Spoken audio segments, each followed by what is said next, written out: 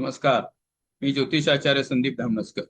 तुमच्या कुंडलीतील खराब ग्रह, खराब दशा यांच्या उपायासाठी, मंगळ दोष, कालसर्पदोष, पितृदोष या संबंधी माहितीसाठी किंवा तुमच्या नोकरीमध्ये अडचण, शिक्षणात अडचण, उद्योगधंद्यामध्ये वाढ, कर्जाचा बोजा इत्यादी उपायांसाठी तुम्ही मला संपर्क करू शकता. माझा नंबर आहे 9763 133 978. आज आपण बघणार आहे प्रेम विवाह योग.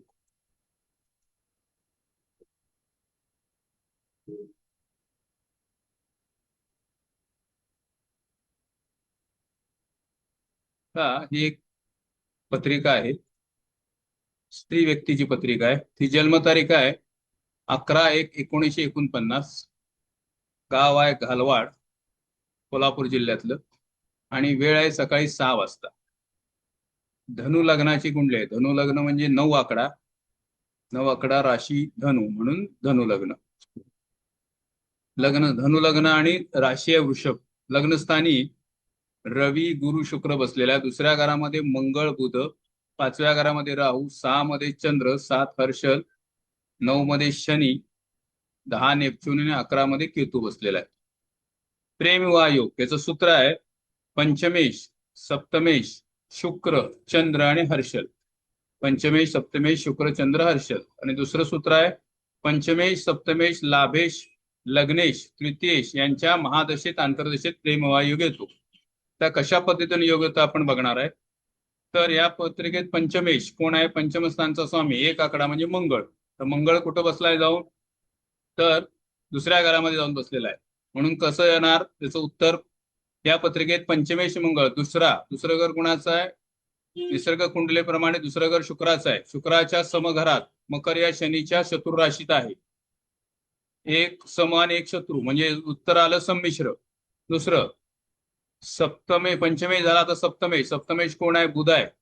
तर या पत्रिकेत सप्तमेश बुध दुसऱ्या शुक्राच्या घरात, त्याच घरात बुध बसलेला आहे. शुक्राच्या मित्र घरात, म्हणजे शुक्र आणि बुध मित्र आहेत. शुक्राच्या मित्र घरात मकर या शनीच्या मित्र राशीत. 10 आकडा म्हणजे मकर राशी, म्हणून मित्र राशीत. दोन्ही शुभ असल्यामुळे उत्तर आलं शुभ. तिसरं शुक्र बघायचं. आता शुक्र कुठे बसलेला आहे? तर पहिल्या घरात आहे. म्हणून शुक्र ग्रह पहिल्या रवीच्या घरात. पहिलं घर रवीचं आहे. रवीच्या शत्रू घरात. रवी आणि शुक्र शत्रू आहे. शत्रू घरात धनु या गुरुच्या शत्रू राशीत. 9 आकडा म्हणजे धनु राशी, त्याचा स्वामी गुरु या गुरु आणि शुक्र शत्रू आहेत, म्हणून शत्रू राशीत. उत्तर काय आलं? अशुभ. पुढं चंद्र बघणार आहे आपण आता. चंद्र षष्ठात बसलाय. चंद्र ग्रह 6व्या शनी मंगळाच्या, 6व्या घराचा मालक कोण आहे? शनी मंगळ. शनी मंगळाच्या मित्र शत्रू घरात, म्हणजे एक मित्र आहे आणि एक शत्रू आहे. शनी आणि चंद्र शत्रू आहेत आणि शनी मंगळ मित्र आहे, म्हणून शत्रू मित्र घरात असं उत्तर आलं. वृषभ या शुक्राच्या शत्रू राशीत. चंद्राचा शुक्र शत्रू आहे म्हणून शत्रू राशीत. त्याचं उत्तर काय येणार आहे? एक मित्र एक शत्रू, संमिश्र उत्तर येणार. त्यानंतर हर्षल ग्रह, शेवटचा ग्रह आपण हर्षल बघणार. हर्षल ग्रह शुक्राच्या शुभ घरात. हर्षल कुठं बसलाय? 7 नंबर घर शुक्राचं आहे. शुक्राच्या शुभ घरात मिथुन या बुधाच्या शुभ राशीत आहे. दोन्ही शुभ आल्यामुळे उत्तर संमिश्र शुभ आलेलं आहे. पुढचा भाग आपण बघणार आहे.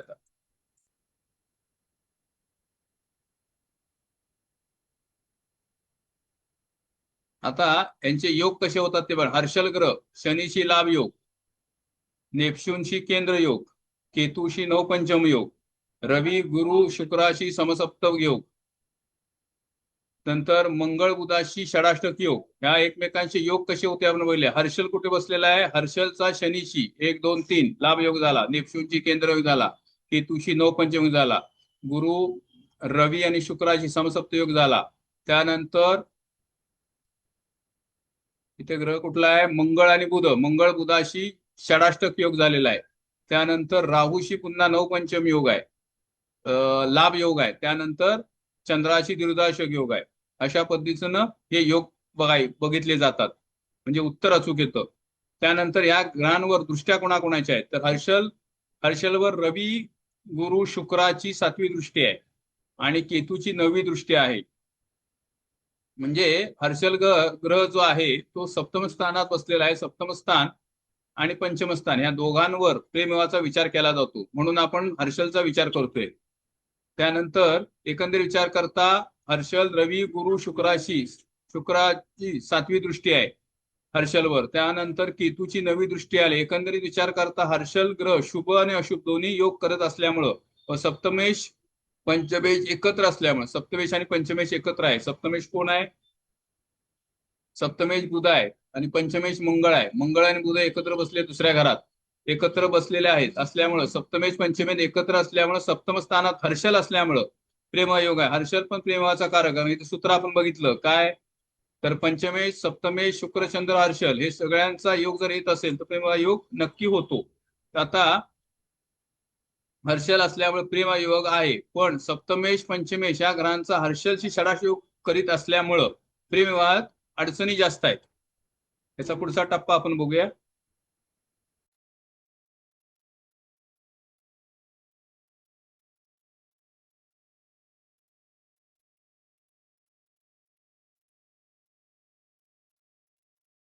दुसरं पान तुम्हाला शेअर करतो मी.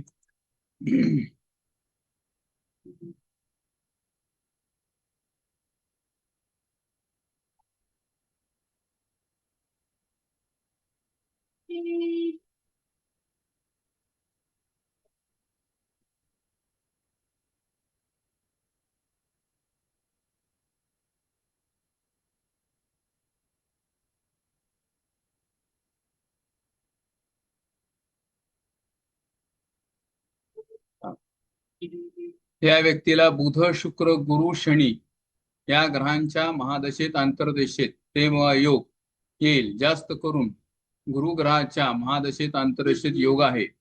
या व्यक्तीला प्रेमविवाहातील अडचणी कमी होण्यासाठी केतूची दृष्टी, केतू तुळ राशीत म्हणून देवीची उपासना करावी लागेल. या व्यक्तीला मंगळ शनी शुक्र या ग्रहांच्या महादशेत आंतरदशेत प्रेमविवाह योग होणार नाही आणि साधारण 32 वर्षाच्या आत प्रेमविवाह योग आहे. अशा पद्धतीने हा प्रेमविवाहाचा योग बघितला जातो. तुम्ही तुमची कुंडली चेक करून प्रेमविवाह योग आहे किंवा असेल तर त्यामध्ये काय अडचणी आहेत त्याच्यानुसार तुम्ही उपाय करू शकता. धन्यवाद. परत आपण भेटूया नवीन एक व्हिडिओमध्ये. आणि अशा पद्धतीचे नवीन नवीन व्हिडिओ जर तुम्हाला बघायचे असतील